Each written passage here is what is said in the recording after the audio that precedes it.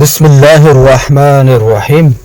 اور پھر ساتھ تو صرف رب دیتا ہے ساری برائیاں جان کر بھی۔ یہ جملہ بظاہر مختصر ہے، مگر اس میں اللہ کی محبت، معافی اور مہربانی کا وہ سمندر چھپا ہے جو دنیا کی کسی بھی انسانی محبت میں نہیں۔ انسان اس دنیا میں جب تعلق بناتا ہے تو عموماً کسی اچائی، فائدے یا پسندیدگی کی بنیاد پر بناتا ہے۔ جیسے ہی اسے ہماری خامیاں، ہماری نالائکی یا ماضی کی غلطیاں پتہ چلتی ہیں، وہ پیچھے ہٹ جاتا ہے۔ ہماری کمزوریاں اس کے لیے بوجھ بن جاتی ہیں، مگر اللہ ایسا نہیں ہے۔ اللہ تعالیٰ ہمیں ہماری تخلیق سے جانتا ہے، اس وقت سے جب ہم ماں کے پیٹ میں ایک ناپیدا شکل میں تھے۔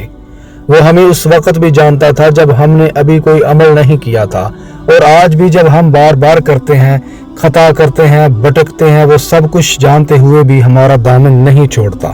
قرآن مجید میں اللہ فرماتا ہے، سورۃ الغافر، وہ جانتا ہے آنکھوں کی چوری کو اور دلوں کے چھپے ہوئے رازوں کو۔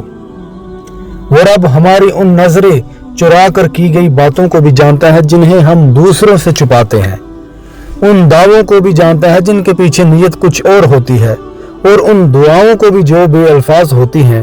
وہ سب جانتا ہے، پھر بھی دروازے بند نہیں کرتا۔